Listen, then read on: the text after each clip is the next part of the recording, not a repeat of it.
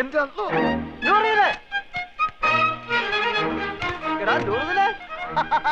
എനിക്കറിയാം നീ സ്റ്റേഷനിൽ വന്ന കാണും തിരക്കിനിടപെട്ട് വട്ടം കറക്കിണ്ടാവുന്ന. ഞാനും നിന്നെ പരിധി എവിടെ കാണാൻ?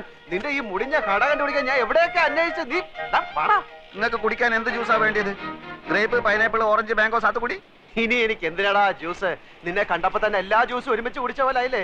എവിടെ നിന്റെ അർത്ഥ കൈക്ക് ഉപ്പ് തേക്കാത്ത മാമ? നിന്റെ കട കൊള്ളാമല്ലോ. നിന്റെ മാമ തട്ടിപ്പോയാല് പിന്നെ ഈ കട നിനക്കായിരിക്കും അല്ലേ? ധാരണ്ട് ഞമ്മക്ക് അറിഞ്ഞൂടാ. നിനക്ക് എന്നെ മനസ്സിലായില്ലേ? എടാ, ഒരു ബെഞ്ചിലിരുന്ന് പഠിച്ച് ഒരു പാത്രത്തിലുണ്ട് ഒരു സിനിമ 3-4 പ്രാവശ്യം ഒരുമിച്ച് കണ്ടേടാ. നിനക്ക് എന്നെ മനസ്സിലായില്ലടാ. കാള് തെറ്റി. പടച്ചോനാണ് മാമ, ഞമ്മക്ക് ഈ ചെയ്താൻ അറിഞ്ഞൂടാ. അറിഞ്ഞുകൂടാത്തവനാണെങ്കിൽ എങ്ങനെയാണ് അർത്ഥമാക്കി ഇപ്പൊ എന്റെ മാമ നാട്ടുകാർ പറഞ്ഞു കൊടുത്തായിരിക്കും. അതെ, ഒന്ന് വന്നാട്ടെ. വരീ. അതെ, ഈ ചെക്കന്റെ പേര് 100 എന്നാണ് എനിക്കാരെ പറഞ്ഞത്. അതാരെങ്കിലും പറഞ്ഞു തരണോ? ഇമാതിരി മുമ്പിലായക്കാരെ ഞാൻ ദിവസേന കാണുന്നുണ്ട്. ഞാൻ അങ്ങനത്തെ ആളൊന്നുമല്ല. ഇതൊക്കെ ചോദിക്കാൻ നിങ്ങളാരാ? നിന്റെ പേര് എനിക്ക് ആരും പറഞ്ഞു തന്നില്ലേ? നിങ്ങളുടെ പേര് തന്നിട്ട് എനിക്ക് എന്ത് കാര്യം? കാര്യം തന്നെ എനിക്ക് പറയുമ്പോ കേക്കാം. നീ ഇപ്പൊ പറഞ്ഞില്ലേ അർത്ഥമാക്കി ഇപ്പൊ കേൾക്കാത്തൊരു മാമനെ പറ്റി? ആ മാമാണ് ഈ മാമ. അയ്യോ മാമ, സോറി മാമ, ഞാൻ അങ്ങനെ ഉദ്ദേശിച്ചൊന്നും പറഞ്ഞല്ല. ഞാൻ ചുമ്മാ പറഞ്ഞ. നിർത്തണം നമുക്ക്. ഈ എന്താ നമ്മളെ മാമാന്ന് വിളിക്കുന്നത്? എന്റെ അമ്മ എന്താ നമ്മളെ പെങ്ങളച്ചാ? ഇല്ലാത്ത പരിചയം കാട്ടി ഓരോരോ ഹമാറുകൾ വലിഞ്ഞു കയറും കേരളക്കാരെ പറയിപ്പിക്കാൻ. മേലാൽ എന്റെ പൂടിയന്റെ ചുറ്റുവട്ടത്തിൽ എങ്ങനെ കണ്ടാൽ എന്റെ കാൽ അടിച്ചിട്ട് ഞാൻ എൽഷേപ്പാക്കും. ആ പോ പോ, ഇങ്ങോട്ട് പോ കളവേ.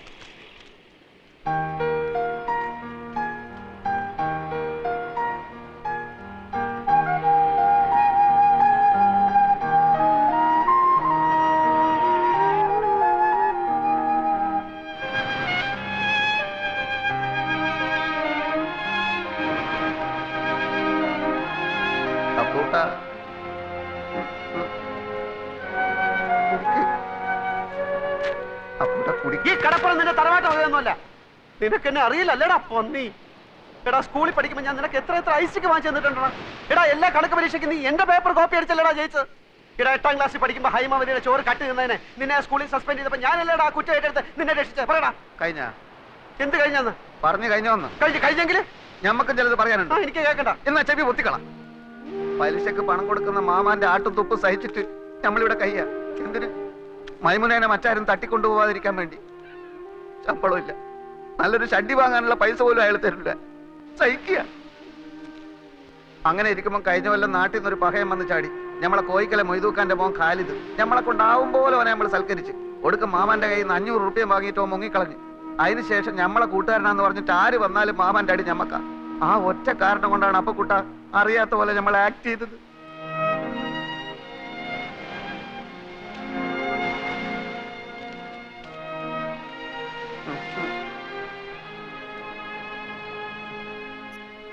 എന്നാലും ഒരെന്നാലുമില്ല. എന്റെ ഈ വിഷമം മാറണമെങ്കിൽ നീ എനിക്ക് ചില സഹായങ്ങൾ ചെയ്തു തരണം. പടച്ചോനെ, എന്ത് സഹായം? അച്ഛന്റെ കേസിന്റെ കാര്യം ഞാൻ എഴുതിയിരുന്നല്ലോ. പെൻഷൻ വരെ അവർ പിടിച്ചു വെച്ചു. ഇളയ പെങ്ങളാണെങ്കിൽ മെഡിസിൻ 3-ാം വർഷമാണ്. കേസും ഫീസും ചെലവും നടത്തി ഒരു വഴിയാധാരത്തിന്റെ വക്കിലാണ് ഞാൻ. വീട് വിൽക്കാൻ നോക്കിയപ്പോൾ ഇവിടുത്തെ അളിയെ സമ്മതിക്കുന്നില്ല. നാട്ടിൽ ചെന്ന കടക്കാരെല്ലാം കൂടെ എന്നെ എടുത്തിട്ടിരിക്കുന്നു. ഈ അവസ്ഥയിൽ എനിക്ക് എന്ത് സഹായമാണ് വേണ്ടതെന്ന് നിനക്ക് ഊഹിച്ചൂടെ? ഊഹിക്കാം. ആദ്യം കിടക്കാനൊരു സ്ഥലം, അതെ, പിന്നെ ഒരു പണി. അതെ, രണ്ടും നടക്കൂല. നൂറേ മോനെ അപ്പക്കുട്ട, നമ്മൾ തലയായിക്ക് നേടിയാന്ന് അറിയാം നിനക്ക്? ഇത് അങ്ങോട്ട് നോക്ക്. ആ ജ്യൂസ് കടയുടെ പിന്നിലൊരു മറയുണ്ട്. അവിടെയുള്ളൊരു ബെഞ്ചിലാണ്. നല്ല വീതിയുള്ള ബെഞ്ചാണോ? ബെഞ്ചിന് വീതി ഉണ്ടോ ഇല്ലയോ എന്നുള്ളതല്ല പ്രശ്നം. പകൽ നേരത്ത് മാമ വരുമ്പോ എന്നെ അവിടെ കാണില്ല. അങ്ങനെ കിടക്കാനൊരിടം കിട്ടി. എവിടെ പോയി എന്ത് ജോലി തരണമെന്നറിയാതെ നടന്നപ്പോഴാണ് കയ്യിൽ വന്ന് വീണ ഒരു പത്രത്തുണ്ടിൽ ഒരു പുതിയ പെയിന്റ് കമ്പനിയിൽ സെയിൽസ് റെപ്രസെന്റേറ്റീവിനെ വേണമെന്നറിഞ്ഞത്. 3000 രൂപ ശമ്പളം, ടൈ കെട്ടണം, ബെൽറ്റും ഷൂവും വേണം, എല്ലാം ഓക്കെ. പക്ഷെ ജോലി വേണമെങ്കിൽ സ്വന്തമായി ഒരു മോട്ടോർ സൈക്കിൾ ഉണ്ടാവണം. ഒന്ന് തൽക്കാലം വാടകയ്ക്കെടുത്ത് ജോലി സംഘടിപ്പിച്ചു. പക്ഷേ അതുകൊണ്ടായില്ല. നൂറിനോട് കാര്യം അവതരിപ്പിച്ചു. നിങ്ങൾ നിങ്ങളുടെ ഇഷ്ടം പോലെ ചെയ്. ബാപ്പ എങ്ങാനും അറിഞ്ഞാ അറിയാലോ. അറിയാ എന്റെ കരളെ. പകയാ ചതിക്കല്ലേ, സ്നേഹമുള്ളവളാ മൈമുന. എടാ നൂറെ, 5000 രൂപ കൊടുത്താൽ മാർവാടി ബൈക്ക് വരും. ആ 2000 എന്റെ കയ്യിലുണ്ട്. ആ ഇത് വെച്ച് 3000. ബൈക്കും ജോലിയും കയ്യിൽ. 600 രൂപ അടവുള്ളൂ. എല്ലാം ശരിയാവും. നീ വാ. ഇടക്കാല ആശ്വാസം പോലെ ഒരു മുറിയും പണിയുമായി. ജീവിതം കൂടുതൽ വഷളാവുകയാണ്. ആഹാരവും വാടകയും പെട്രോളും കഴിയുമ്പോൾ ശമ്പളം തീരുന്നു. 3 മാസമായി ബൈക്കിന്റെ കുടിശ്ശിക അടച്ചിട്ടില്ല. ബൈക്ക് വാങ്ങാൻ കാശ് എന്ന മാർവാടിയുടെ ഗുണ്ടകൾ അത് പിടിച്ചു വാങ്ങാൻ തപ്പി നടപ്പ് തുടങ്ങി. അതിലും കഷ്ടമാണ് നൂറിന്റെ മുഖത്ത് നോക്കാൻ. മൈമുനയുടെ 3000ന്റെ പലിശ കയറി വരുന്നു.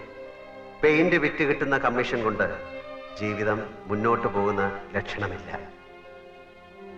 നാട്ടിലെ കാര്യം അതിലും കഷ്ടമാണ്.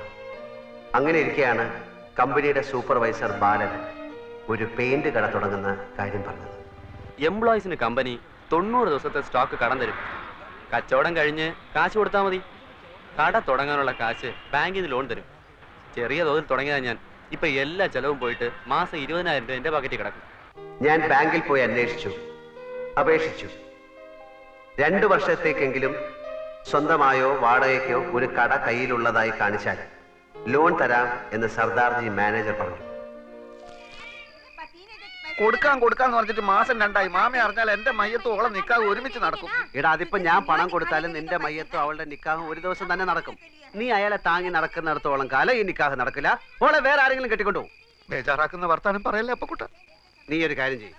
നീ ആ കട തൂത്തുവായിരുന്ന പണി നിർത്തിയിട്ട് സ്വന്തമായിട്ടൊരു കച്ചവടം തുടങ്ങാൻ നോക്ക്. അതിന് പണം വേണ്ടേ? ഉണ്ടാക്കണം. അതെങ്ങനെ? നീ എന്റെ കൂടെ നിൽക്കേ. ഞാനൊരു പെയിന്റ് കട തുടങ്ങാൻ പോവാണ്. ഒരു 4 ലക്ഷം രൂപയാവും. പണം കായ്ക്കുന്ന മരം എന്തെങ്കിലും നട്ടുപിടിപ്പിച്ചിട്ടുണ്ടെങ്കിൽ 4 ലക്ഷം പോലും. എടാ, ബാങ്ക് തരും. മാനേജറെ പോയി കണ്ടു. നല്ല അമ്പോറ്റി ഒടിച്ചിങ് ലോണിനുള്ള ആപ്ലിക്കേഷൻ കൊടുത്തു. അടുത്ത ആഴ്ച കാശ് കിട്ടും. അപ്പൊ കൂട്ടാ നമ്മളെ അങ്ങനെ മണ്ടനാക്കല്ലേ. നിനക്ക് എന്നെ വിശ്വാസം ഇല്ലെങ്കിൽ നീ എന്റെ കൂടെ വാ. ബാങ്ക് മാനേജറുടെ വായി തന്നെയൊക്കെ 2 ലക്ഷം രൂപ ഡിപ്പോസിറ്റ് കൊടുത്താൽ 10 ലക്ഷം രൂപയുടെ സ്റ്റോക്ക് വരും. വിറ്റിട്ട് 3 മാസം കൊണ്ട് പൈസ തിരിച്ചു കൊടുത്താൽ മതി. കടയുടെ വാടക 1.25 ലക്ഷം രൂപ. പോയിട്ട് 75,000 25,000 വീട്ടിലേക്ക് അയച്ചു കൊടുത്താലും കുറെ നാളത്തേക്കുള്ള കേസും ഫീസും നടക്കും. ബാക്കി 50,000 15,000 കൊണ്ട് മറ്റേ മോട്ടോർ ബൈക്ക് മാറാടിയുടെ മുഖത്ത് വലിച്ചോണ്ട് കൊടുക്കും. ബാക്കി 30,000 15,000 കൊണ്ട് അന്തസ്സുള്ള വൃത്തിയായിട്ടൊരു സ്ഥലം താമസിക്കാൻ. അപ്പൊ മൈമനയുടെ 3000 അത് കൊടുക്കും. പോയിട്ട് 22,000. അത് ഞാൻ എന്ത് ചെയ്യുന്നറിയോ? കൊറേ കുപ്പായം വാങ്ങും, കൊറേ സിനിമകൾ. എടാ മണ്ട മുത്തപ്പ, അത് ഞാൻ നിനക്ക് തരും. ഒരു ജ്യൂസ് കട തുടങ്ങാൻ.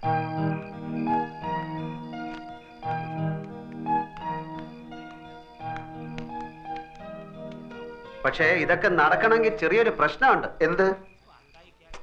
2 വർഷത്തെ കടവാടക മുൻകൂർ കൊടുത്താലേ ഈ ഓണർ വാടക ചീട്ട് എഴുതി തരൂ. അത് കാണിച്ചാലേ ലോൺ കിട്ടൂ. തിങ്കളാഴ്ച ലോൺ കിട്ടും. 5 ദിവസത്തേക്ക് ഒരു 1.25 ലക്ഷം രൂപ ലോൺ കിട്ടി. അപ്പൊ തന്നെ തിരിച്ചു കൊടുത്തേക്കാം. നിനക്കാരാ എത്ര ഉറുപ്പ്യ കടം തരിക? നീ വിചാരിച്ചാലേ നടക്കും. നീ വിചാരിച്ചാലേ നടക്കും. അതെങ്ങനെ? നിന്റെ മാമ എടുത്ത് ചോദിച്ചാൽ. ആ നടന്നു തന്നെ. ആളും തരവ് മുതൽ നോക്കിയിട്ടാ മാമ കാശ് കൊടുക്കുക. നിനക്കാന്ന് പറഞ്ഞാൽ 10 നായ പൈസ വരില്ല. എന്ത് കണ്ടിട്ടാ? എടേ, എനിക്ക് വേണ്ട. എന്റെ അളിയൻ രവീന്ദ്രൻ നായരല്ലേ, അയാൾക്ക് കൊടുത്താൽ മതി. അതെങ്ങനെ? ഞാൻ കാര്യങ്ങൾ വിശദമായിട്ട് പറയാം. നീ എന്റെ കൂടെ ഒന്ന് നിന്നാ മതി. ഇതൊന്നും എനിക്ക് വേണ്ടിയിട്ട് മാത്രമല്ല കേട്ടോ. മൈമുനയുടെ നിക്കാതെ നിന്റെ മയ്യത്ത് ഒരുമിച്ച് അടക്കാതിരിക്കാൻ കൂടി വേണ്ടിട്ടോ ഞാൻ ഇതൊക്കെ പറയുന്നത്. ഇതൊക്കെ എങ്ങനെ നടക്കും ആദ്യം പറ.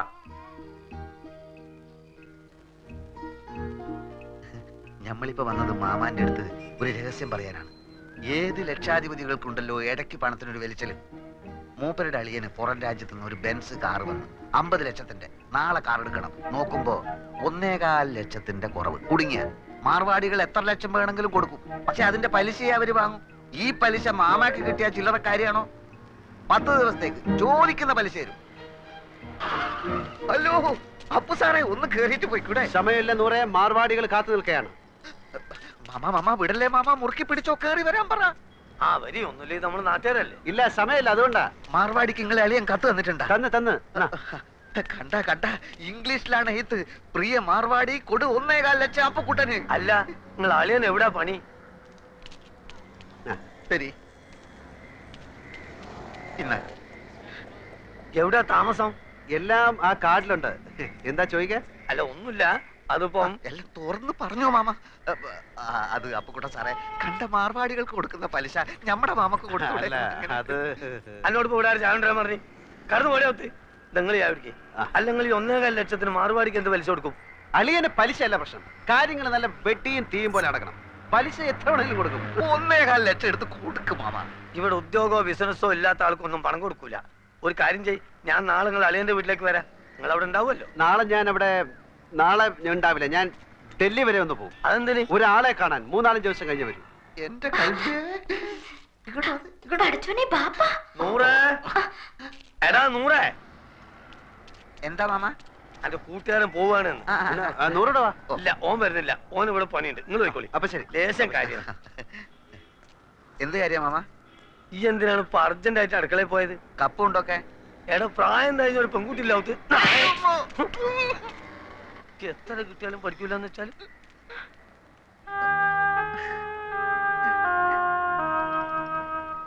കേസ് ജയിച്ചാൽ അച്ഛന്റെ പെൻഷനും പ്രൊവിഡന്റ് ഫണ്ടും ഒക്കെ കിട്ടുമല്ലോ.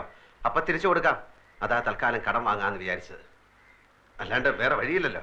വീട് വിൽക്കാൻ രവിയേട്ടന് എതിരെ നിൽക്കുന്നിടത്തോളം കാലം ഇങ്ങനെ വല്ലതും നോക്കുന്നതാ നല്ലത്.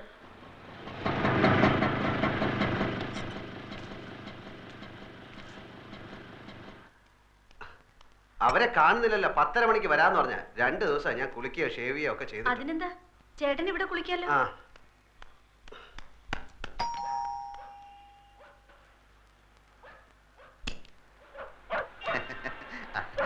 ബീരാനിക്ക വരുമെന്ന് പറഞ്ഞിരുന്നു.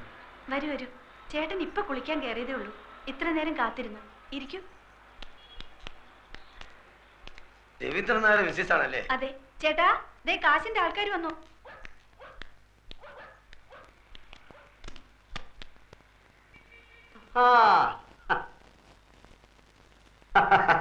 ബീരാനിക്കല്ലേ? ഇതാണ് ആള്. ഞാൻ ഷേവ് ചെയ്തോണ്ടിരിക്കുകയായിരുന്നു. അല്ല, നിങ്ങൾ ഷേവ് ചെയ്യുമ്പോ പുരികം ഭരിക്കല്ലോ. തലേ കൂടെ തൈരും കൂടെ ധൃതി തേച്ചപ്പോ എല്ലായിടത്തോടെ ആയിപ്പോയി. ഞാൻ ഓഫീസിൽ പോകാൻ ലേറ്റ് ആയി. നിങ്ങൾ വരുന്നുള്ളത് കൊണ്ട് ഞാൻ ഇപ്പൊ എളുപ്പം ധൃതി തേച്ചപ്പോ ലേറ്റ്. ഇല്ല, നമ്മൾ എത്ര രാഹുകാലത്തിന് 2.5 മിനിറ്റേ ബാക്കിയുള്ളൂ. ഞാൻ ബീരാനിക്കെ പോലെ ഒരു വലിയ മനുഷ്യന്റെ ആദ്യമായിട്ട് ക്യാഷ് വാങ്ങിക്കാമല്ലോ. അപ്പം നമുക്ക് ലേറ്റ് ആക്കട്ടെ. രാഹുകാലം തെറ്റിക്കാതെ ഇതിലിപ്പത്തിന് ഒപ്പിട്ടേക്ക്. സത്യമുള്ള പൈസ ആയതുകൊണ്ട് പലിശ കുറച്ച് കൂടുന്നേ ഉള്ളൂ. സാരമില്ല, ആവശ്യക്കാരന് ഔചിത്യമില്ലല്ലോ. ഇവിടെ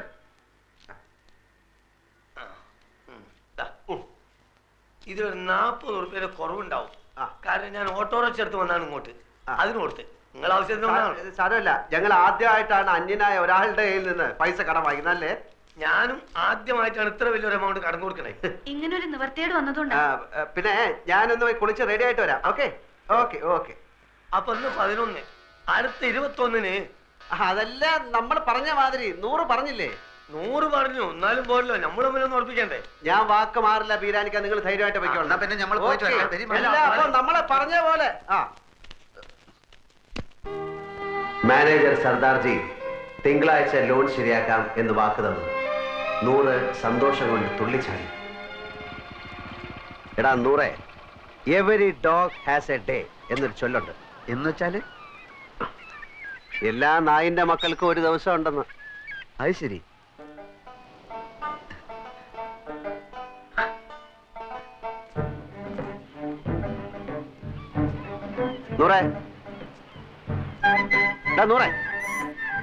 ഉപദ്രവിക്കല്ലേ.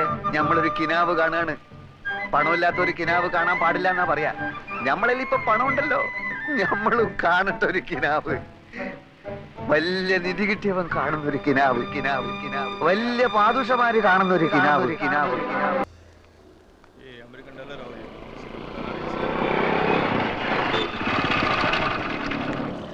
മാനേജർ വന്നിട്ടുണ്ട്. ഞാൻ ചോദിച്ചു, ഇനി പറഞ്ഞ പോലെ ഒന്നല്ല, ആള് ഭയങ്കര ചൂടന. എല്ലാരും ഇട്ട് ചാടിക്കുന്ന കണ്ടു. എടാ അതൊക്കെ ബാങ്കിലെ എന്നോട് വലിയ കാര്യമാണ്. നീ വാ, ഞാൻ കാണിച്ചു തരാം.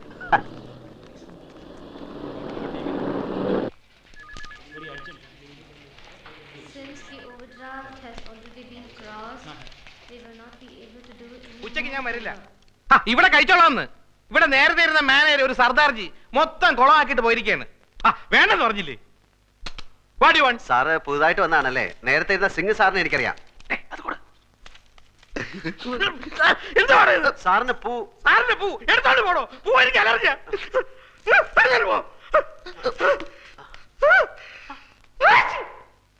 സർ, ഞാനൊരു ലോണിന് അപ്ലൈ ചെയ്തിരുന്നു 2 വർഷത്തേക്ക്. ഒരു കടയെടുത്തിട്ട് വരാമെങ്കിൽ ഉടനെ ലോൺ തരാമെന്ന് പറഞ്ഞു. സിംഗ് മാനേജർ. അയാളല്ലേ പറഞ്ഞത്? ഞാൻ പറഞ്ഞിട്ടല്ലോ, അയാൾ പോയി. ഞാൻ ആർക്കും ലോൺ കൊടുക്കാറില്ല. സാർ അങ്ങനെ പറയരുത്. എന്ന് പറഞ്ഞാൽ 1.25 ലക്ഷം റുപ്യ ഇരട്ടി പലിശക്ക വാങ്ങിയത് ഇവനേതാ? എന്റെ സുഹൃത്താണ്. ഇവൻ ആദ്യം പിടിച്ച് പുറത്താക്കെ. ഇവനെ കണ്ടപ്പോഴേ എനിക്ക് അലർജി അറിയുന്നത്. പിടിച്ച് പുറത്താക്കെ.